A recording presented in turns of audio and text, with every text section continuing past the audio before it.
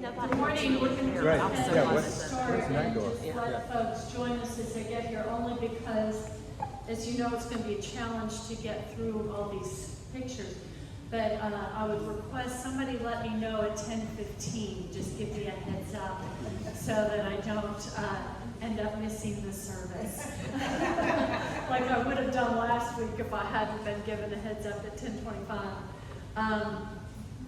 This time I have some props, and so to get started, this is something that I actually found on the sea, the Mediterranean Sea. So that slide is going to be toward the end, even though I'm not showing you things in order of how we saw them, but I'm trying to kind of go chronologically. But the Mediterranean Sea had some very odd-shaped rocks. They were they almost looked like they'd been poured. And I found this one, and I showed it to our guide, and she said, "Oh, that's a weight for a fishing net." And whether this one was actually used that way or not, we don't know. But rocks that have a natural hole in the middle were used when Jesus threw the nets, or when the disciples threw the nets. Jesus wasn't the one fishing. When they threw the nets, they were the kind of net that was sort of a targeted throw. So it was a big circle and it had weights around it, and they'd throw it out so that the weights would drop and enclose the fish, right? This would have been one of the weights. So I will pass this around for you to take a look at it, just to get an idea of what they look like. You want to start, James, and we'll just pass it back and forth?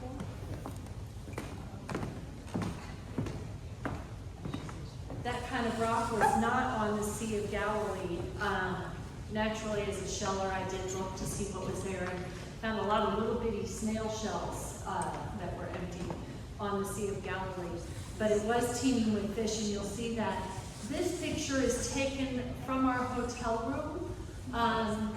We got really lucky, and so did the Greens. They were right next to us, where our room had a balcony overlooking the Sea of Galilee. So these pictures that are up high are taken from the balcony off of our hotel room. And this boat that's out there was actually a tourist boat, but it was, the idea was that it was supposed to be like an old-fashioned fishing boat, although you'll see what those fishing boats were really like. This was a little bigger to hold a lot of tourists. But we saw these all the time, and they really made for kind of a cool picture on the Sea of Galilee. And as you'll see how in this part across the way, you can see how it really goes up pretty high. What we're looking at, I'm not sure exactly what it is, but the Golan Heights are on sort of that side and probably further down, which is, remember, where the demoniac was and where they cast out the demons. So another view of the Sea of Galilee further down on the end. And there were tons of birds there. So you'll see pictures of that. But the Sea of Galilee was really pretty big, and it has hills all around it, so that's why in the scripture it talks about how these storms would blow up very quickly and unexpectedly. You know, they didn't have the Weather Channel back then. And the storms would just drop down over the hills, and all of a sudden, what could have been a beautiful day would become a very dangerous storm and would catch fishermen out in the water. So it wasn't unusual for fishermen to be caught unaware. This is early in the morning. The hotel we were staying in was brand new, so they hadn't finished the landscaping. There's a lot of red earth, like Georgia clay.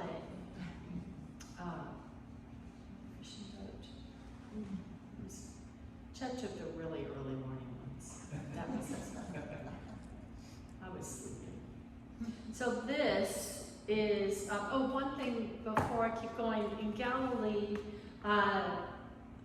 Galilee means circle. And another name for the Sea of Galilee is the Sea of Gennesaret, which means harp, because it's really the shape of a harp. But Jesus spent about 75% of his time in Galilee. And The Sea of Galilee has 8 natural springs that feed it. It also, of course, has the Jordan River feeding into the north end of it, and then the Jordan River flows through the south end. And I talked last week about what that symbolizes, but it's teeming with life. It's always given fresh water coming in, and it's two-thirds of Israel's water comes from the Sea of Galilee. The rest comes from a desalination process that they have learned to do that takes about 45 minutes getting it out of the Mediterranean Sea. So this is Capernaum. It was the home of Peter. This is on the water at Capernaum. Here's Capernaum. Obviously that building is a contemporary building built over, it's a church built over the archaeological site that was Peter's home. And there were other buildings surrounding it as well. This was Jesus' headquarters with his disciples. Peter's home was, not the church. You remember he healed Peter's mother there. That's one of the places where it specifically refers to it. So these are all archaeological ruins. Now, clearly the ones that are higher are not from Jesus' time. That's from later. But the stones that you see that are down lower, that are rougher, that's all from the time of Jesus. This was a synagogue built there later.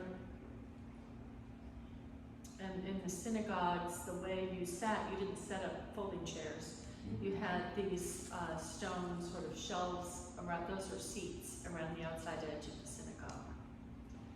And this, when did they say this was from? Was it 1st century or 3rd, or was it later than that? It wouldn't have been 1st century. You don't remember either. Okay. Checking my corporate brains here who were with me on the trip.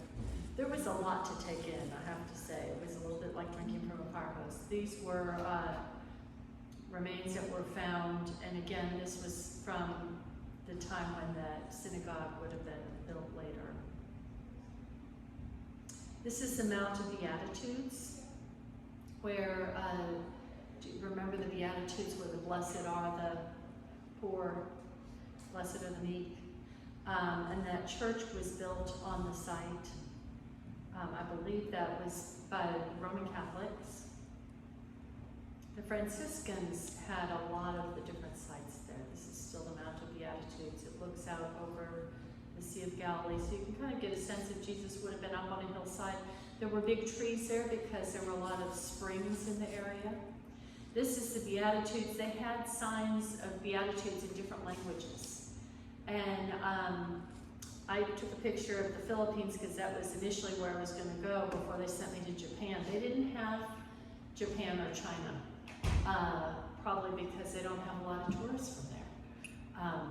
But there is a more Christian presence in the Philippines, so they had it in Tagalog. And that's again looking out over the Sea of Galilee, and you can see just beyond the fencing there where they've got agriculture, they're growing things. The Israelites use every inch of the land to be able to grow food and to steward the land. But there were a lot of chapels all around us for groups to have worship services in different places around there. That was inside of the church, and you can see the Beatitudes are written on each of the windows at the top. Okay, this is Tabgha. That means 7 springs, and this is the Church of the Multiplication. It's a modern church that was recently erected but it's erected over a 5th century chapel that stood there until it was destroyed by the Persians in 614. It preserves the original floor from that chapel, and you'll see if you look up by the altar, there's a mosaic that has the loaves and the fishes. And so the altar was erected right above that, the stone where Jesus would have, they believe Jesus multiplied multiplied the loaves and the fish, and so they put that mosaic there in front of it. Let's see. Here's more pictures of that modern day chapel. This is part of the original floor, and you can see it shows flora and fauna from, well, birds and plants from the gallery area.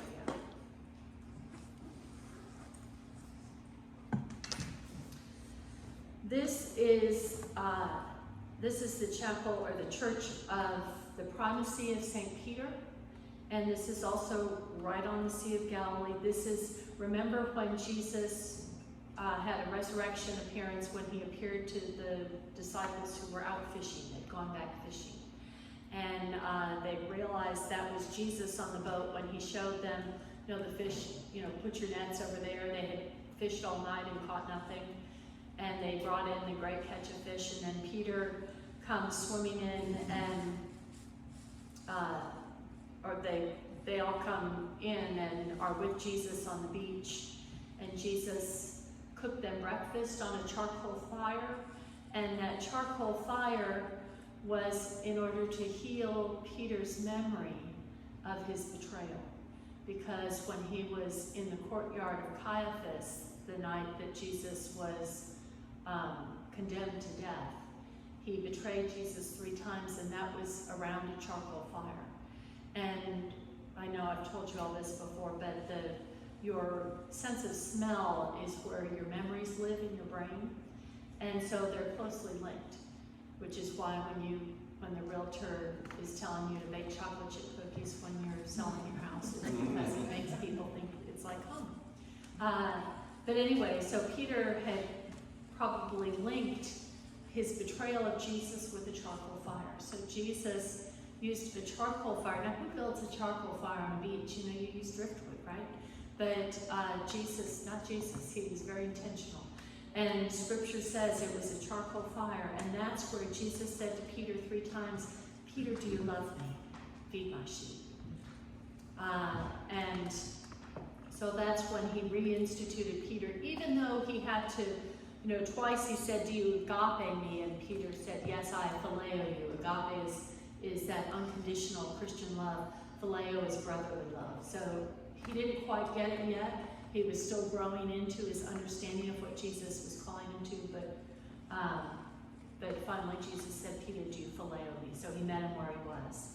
And this is where Peter was reinstated as an apostle and as a leader among the apostles. So this church, which is right on the Sea of Galilee, that's oleander behind it. A lot of the plants are similar there to what we have here, but the air is much drier.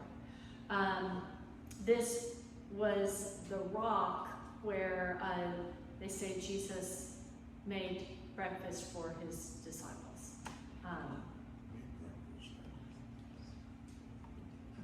Okay. So, and this, let's see, hold on, let me see what else I've got. Okay. And these doors I just thought were fabulous.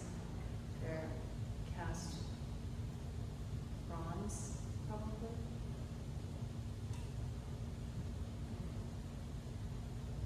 And this is still there. It's Peter being reinstated by Jesus. And it's right there on the Sea of Galilee. As I said, it's teeming with fish. And that was by the dock. They weren't like that everywhere. But it was a place where you could see a lot of fish. This is when we were out on the fishing boat. You recognize those folks? Virgil and Hannah. Our group was about 22 people, and we went out on this boat, and these were taken from the boat. You can see the agricultural along the side where they were growing things wherever they could. That's looking down to the southern part of the Sea of Galilee. There's another fishing boat that went by us, so you can see it better. I mean, not fishing boat, tourist boat, really. This is probably more where the Decapolis was, down in the southwestern part. We didn't go over there, so we didn't get that talk. They found a fishing boat this was, the fishing boat was, they found it in fairly recently. And it was just in the mud of the Sea of Galilee. And this is a first century boat. This was the process of bringing it out, so it's covered with foam to protect it. And I'll show you a picture of it once it was preserved. That's what it looked like. But that was a first century fishing boat that they found very recently. And it's now in a little museum that's been built to talk about it on the Sea of Galilee. This is in Magdala. Magdala is the area that was believed to be where Mary Magdalene was from. It was a fishing village on the Sea of Galilee that was known for their fishing. And they were about to build a hotel in this spot. And this is often how they discover archaeological sites. They were preparing to dig this hotel, and those pictures around the side show the process. And they found, this is underneath the roof, is this first century synagogue. And the first thing they found in discovering the synagogue, and the buildings to the right of it were essentially like a marketplace. The first thing they found was the Magdala stone. And this would have been the stone that would be it would be where they would read the scriptures from. And I'm going to pass this little cross around. I bought this olive wood cross when I was in Magdala. And you'll see on it the symbol that became the symbol of Magdala. And it's a circle that has 12 petals, essentially. And the number 12, who knows what the number 12 symbolizes? Anybody? The apostles is one. What else did you say? 12 tribes of Israel. It also means perfection or wholeness. There were 12 loaves of bread, the shewbread that was placed before the altar in Old Testament times as an offering to God. So that number 12 comes up over and over again. Also, the Greek letters that are for ichthus, or that mean Jesus Christ, Son of God, when you put them over one another, superimposing on them, make a wheel like this. And what else? The other theory is that it was a symbol of the veil of the temple that had been torn in two. But anyway, so that symbol has become associated with Magdala because it's on this stone, probably at the top or on the side, because it's not in this picture. Oh, you can see it. See the symbol on this side? The circles? When y'all finish with it, if somebody can bring it over to the other side. But this is that first century synagogue, and you see the seating around the sides, so people could sit to listen. That stone is actually a replica of the Magdala stone, because the one they found was preserved and put in a it's in a museum. But they did make two replicas. That was one that's sitting out there, and then another one in the case in the sunshine that we took a picture of. But those floors, you see the mosaics in the floor, that's original to that first century synagogue. And this is that marketplace that was next to the synagogue, and you can see the railings on the right. There was more on the other side.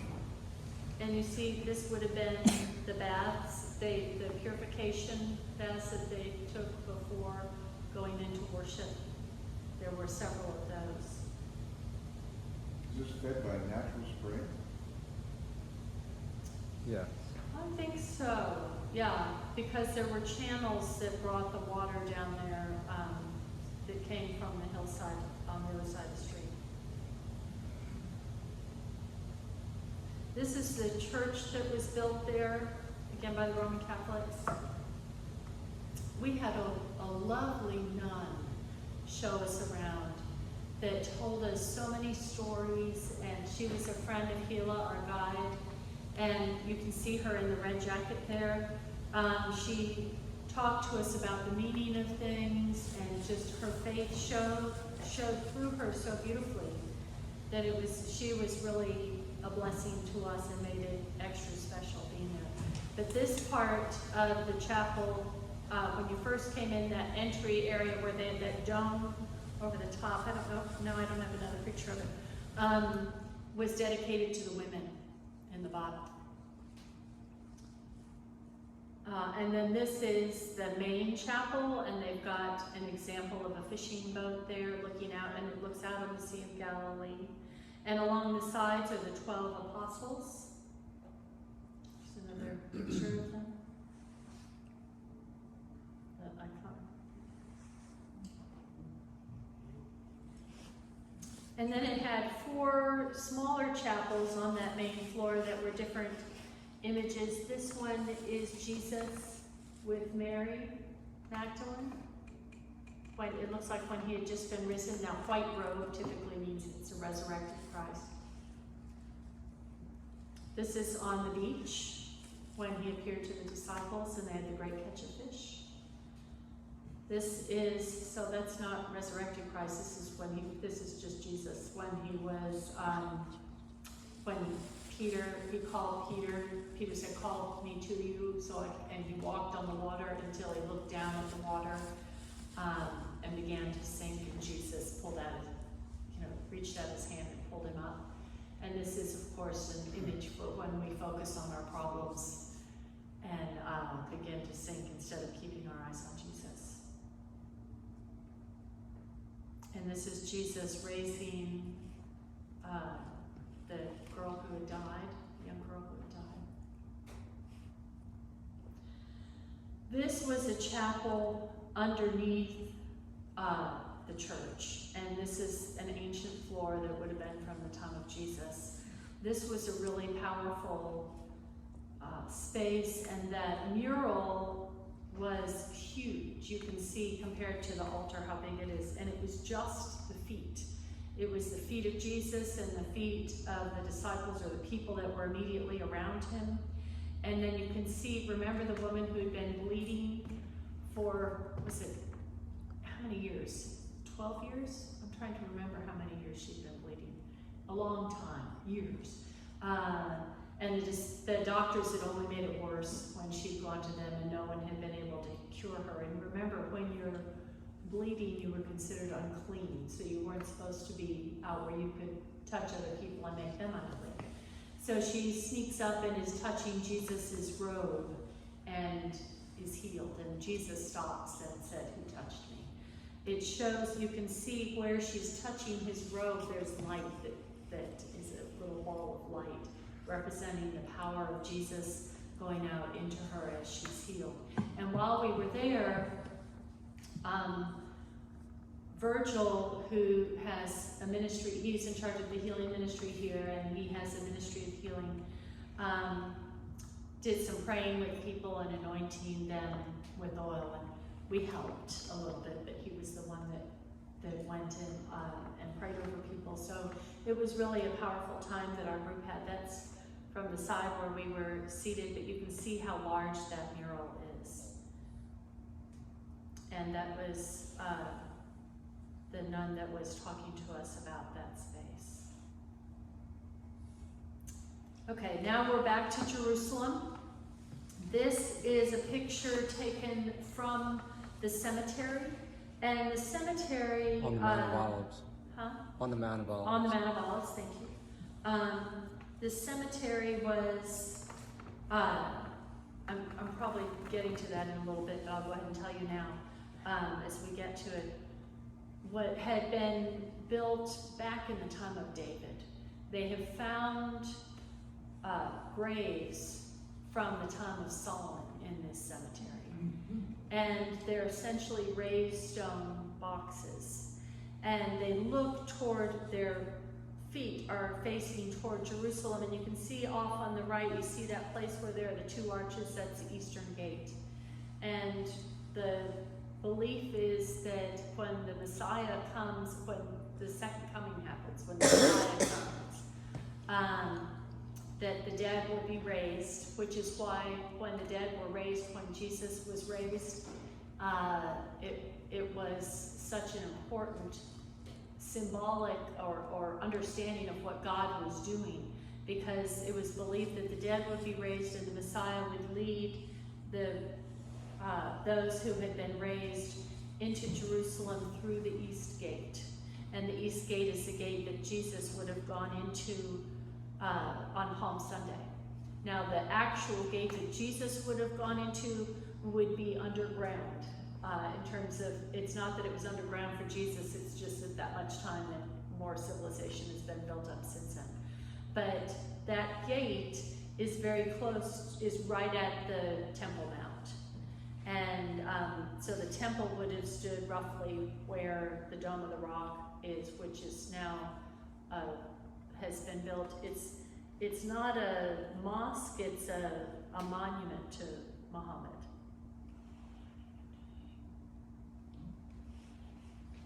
It's another view. This was taken from the city of David, the old city. This was taken from our hotel room very early in the morning, which tells you that Chet took it. I was still sound asleep. Missed that. I saw the picture of it.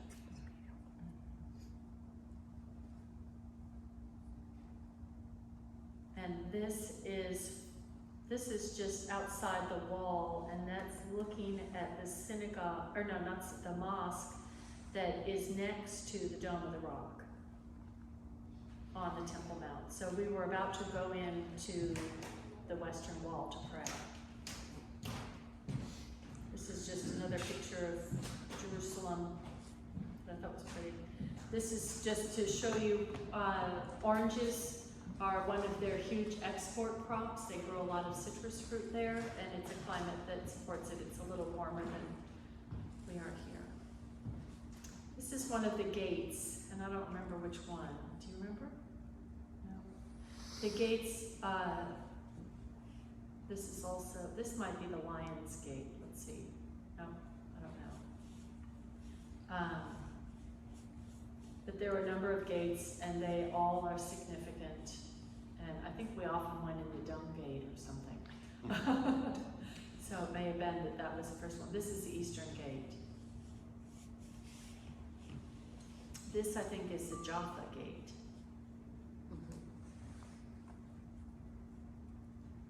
This was the Damascus Gate, and it's where the Muslims went in when they were heading to the Dome of the Rock. It went into the Muslim quarter.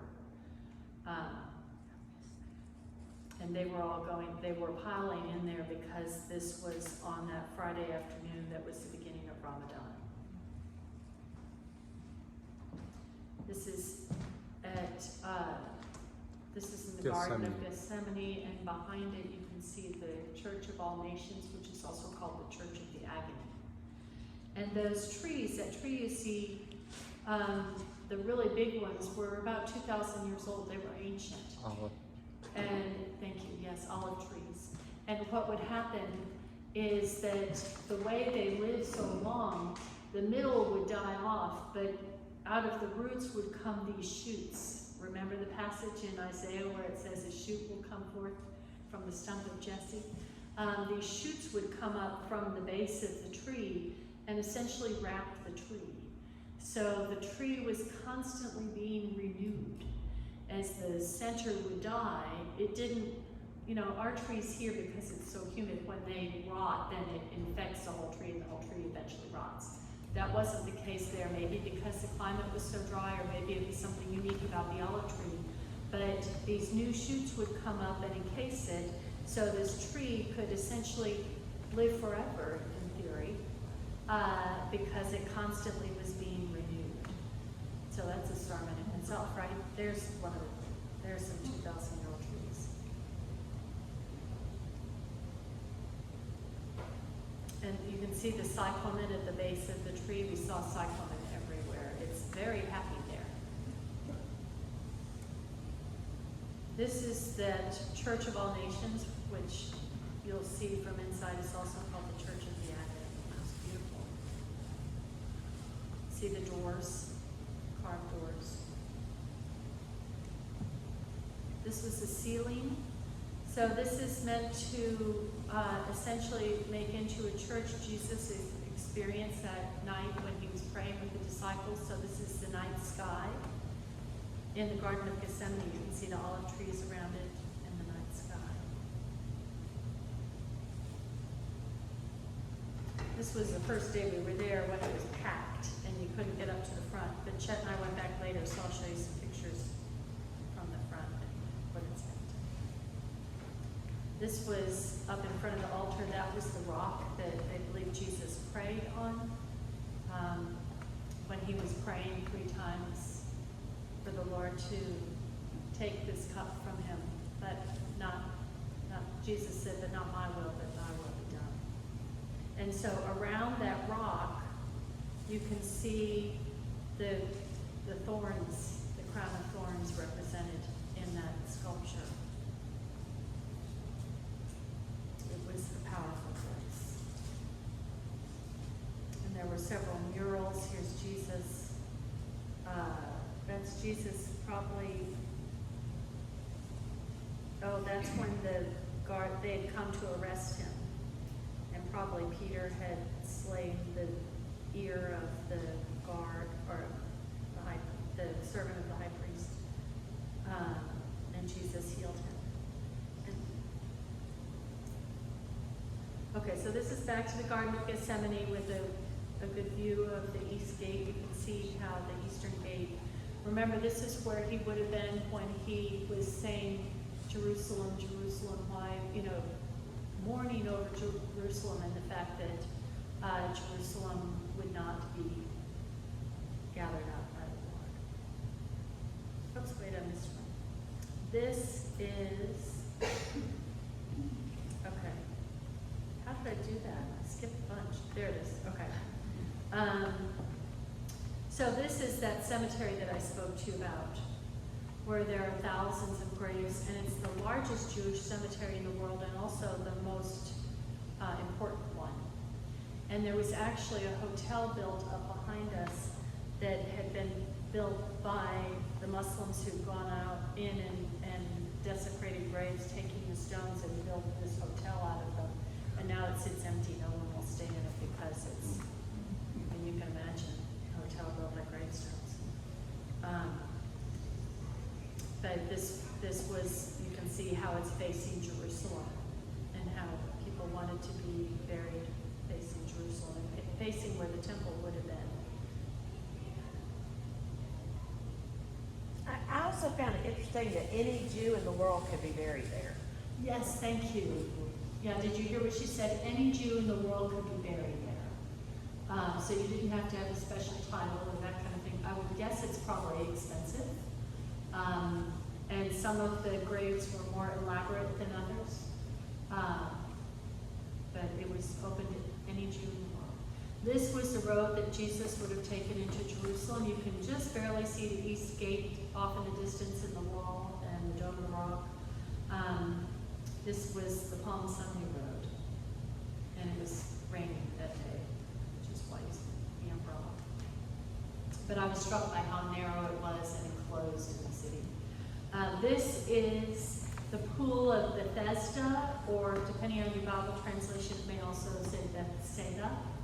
And it's where there were 5 porticos. Remember where Jesus came across the man who was an invalid, who had been lying there for years, and Jesus said, "Do you want to be healed?" Apparently, they have found the 5 porticos. They're much lower than we were able to go. I asked where they were because I had read in an archaeological magazine that they had discovered them. And we were told that they were, you could kind of look down in there, and we were told that we couldn't go down there, that it wasn't safe for tourists. You can see how far down it drops. This was the Church of St. Anne's that was on that property. And this was a powerful experience. This was a newer church, as you can see. But it may have This is in the style of the Crusaders, and I honestly don't remember the date of when this was built. But there were a lot of, when we went inside these different churches, let's see, that's the next stop. We often would sing because they were built to be so acoustically powerful that our group would sing something, and we often sang Amazing Grace or the doxology because we all knew the words, right? Well, at this site, we had somebody in our group who led the music in her church and had a beautiful voice, and she and I both pulled up the words to How Great Thou Art, and so I kind of lined it, shouted out the words to people before we had to sing it. So we sang that in English, and then this other huge group got up, and I have it in my phone as a recording, but we're not going to have time to listen to it right now. They got up and sang How Great Thou Art, but it was a big group, and they sang it in Romanian. They were from Romania. And it just gave us all chills. It was so powerful.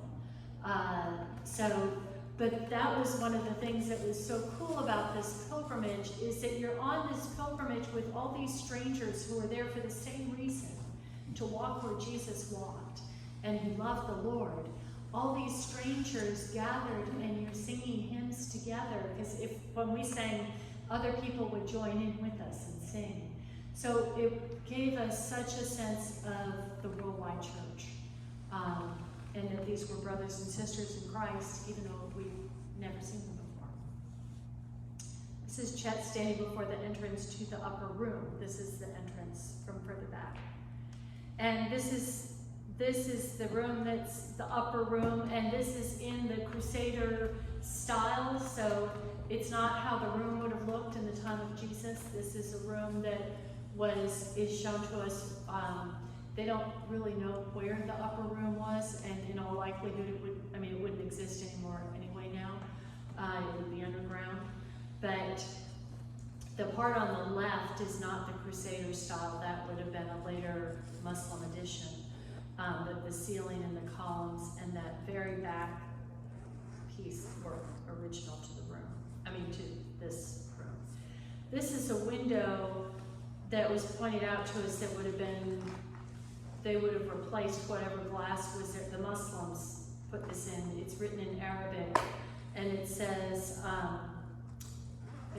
Muhammad is God and he has no son. And there were a lot of things like that where when the Muslims had come in, they had tried to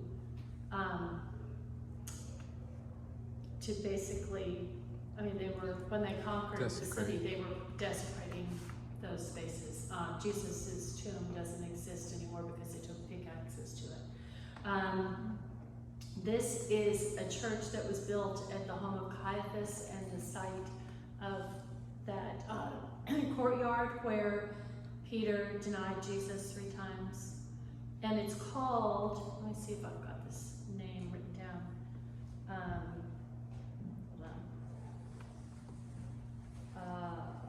Let's see. It's called the Church of St. Peter in Gallicantu, which I may be pronouncing wrong, which means cock's crow in Latin.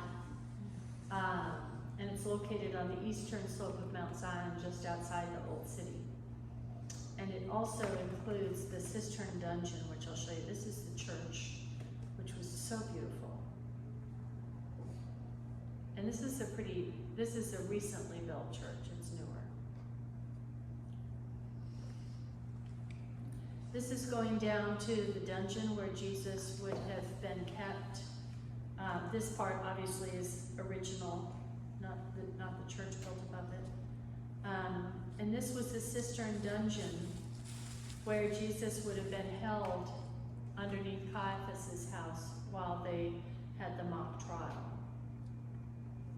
And that's looking up from that space. They would have let him down through a hole. So, yeah. Okay, this is the Praetorium. So now we're at a different place in Jerusalem. This was where he would have been tried by, or actually, yes, he would have been tried by Pontius Pilate, not really tried, but he had that interaction with Pontius Pilate, and then was given to the guards to be whipped and scourged. And this is all that space. That obviously the mosaic is later, much. This was in the stone. The floor is what was more original. The other buildings came later, or the walls and ceilings were later.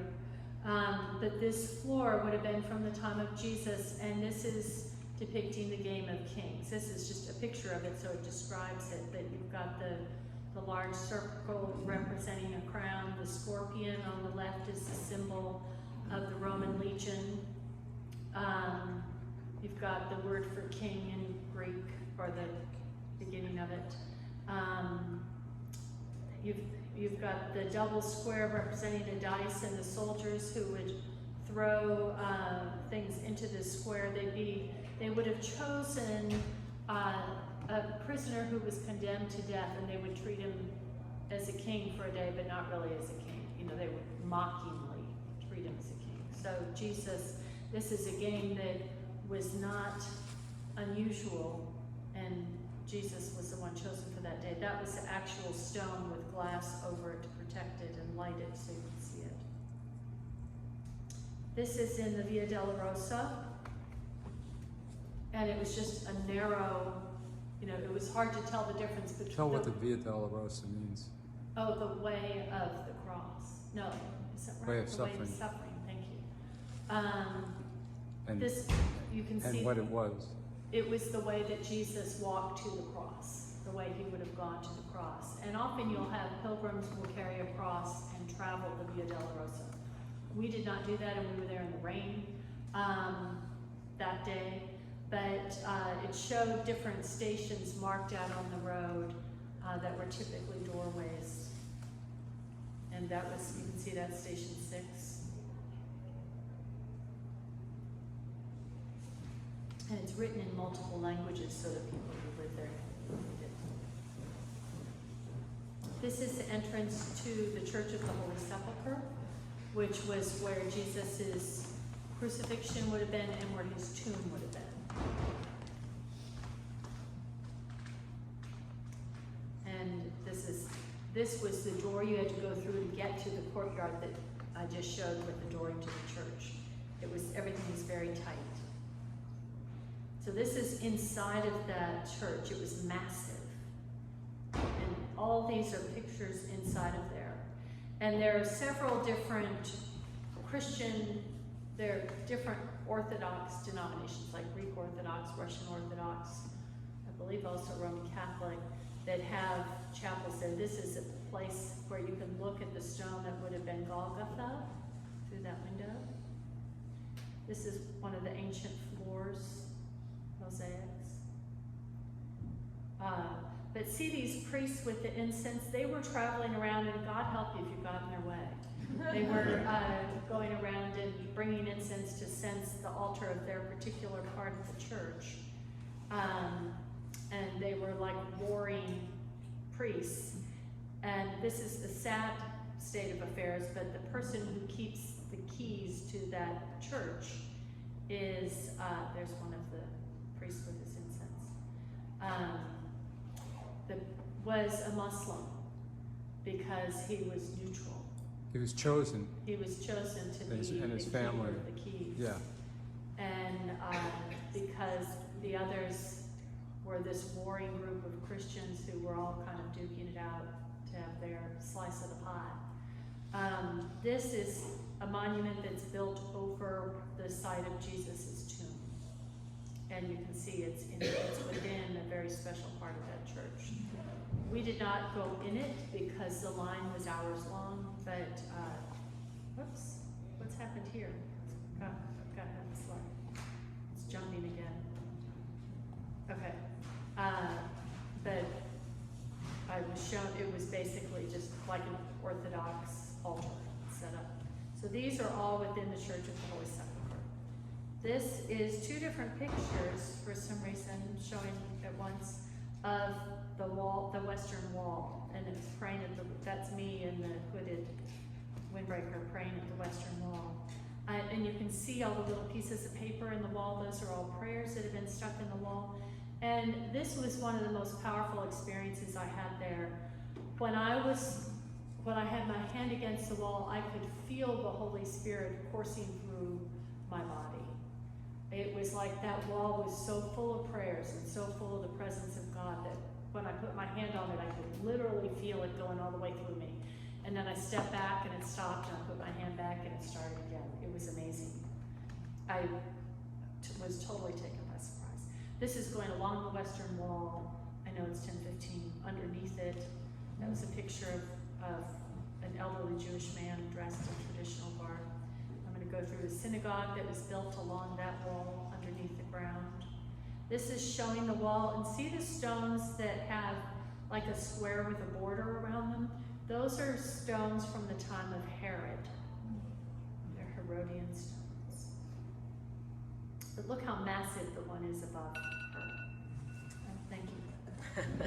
That's a closer picture of the Herodian stone. So those are original. Those stones would have been there at the time of Herod when Jesus' disciples said, look at those stones. This is the looking down at the Church of Mary Magdalene with the gold domes, and that's a teardrop church. I don't remember what the official name was. This is the teardrop church. And we went in a little chapel to the side that had this first century floor. The floors were the most original to everything. This is in front of the garden tomb, which was not Jesus' tomb. It was an example of what it would have been like. And it was a low door you had to kind of bend over. And see that window in the side? That's because the body would have been left there on a stone slab to decay, and after a year they'd go in and gather up the bones and put them in a stone ossuary because things decayed that fast there. That was inside the tomb.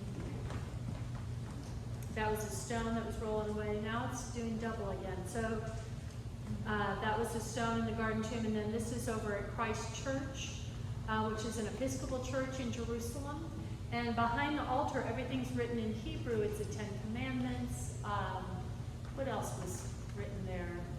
I'm trying to remember. It was all things that would have been significant Old Testament,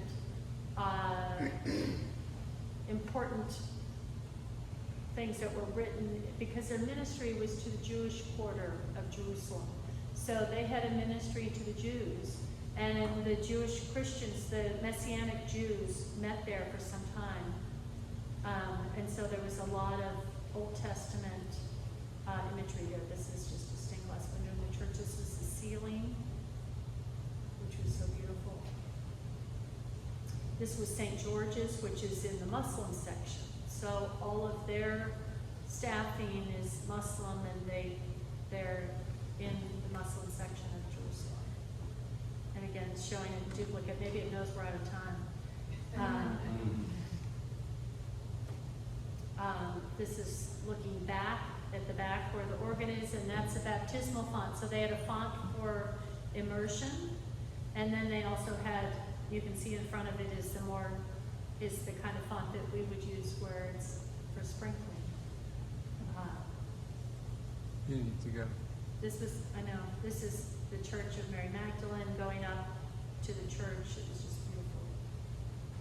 That's looking back at Jerusalem. This is going down into the tomb of Mary. Mary was buried in Jerusalem. She died in Ephesus, but her body was brought back to Jerusalem to be buried. And that was where her tomb was. These are just pictures of Jerusalem. You can keep going. I know, I'm just going to go fast. This is the end. It was beautiful. Oh, and then this is Caesarea, the amphitheater. This is on the Mediterranean Sea, Herod's palace. That's the palace remnants that was on the sea. This is the area where Paul would have been kept prisoner. That's the prison. He was kept a prisoner for 3 years. This was where they did horse racing, called the Hippodrome. That was an aqueduct that was built by the Romans to bring water 15 miles. Built by Herod. Built by Herod. Built by Thank you. Oh, this one I'll show you, and we'll stop here. This was the museum, we went to the Holocaust Museum, and this was the Children's Museum, and every point of light was for a child who lost their life. It was very powerful. So, okay, I'll stop there. Thank you all.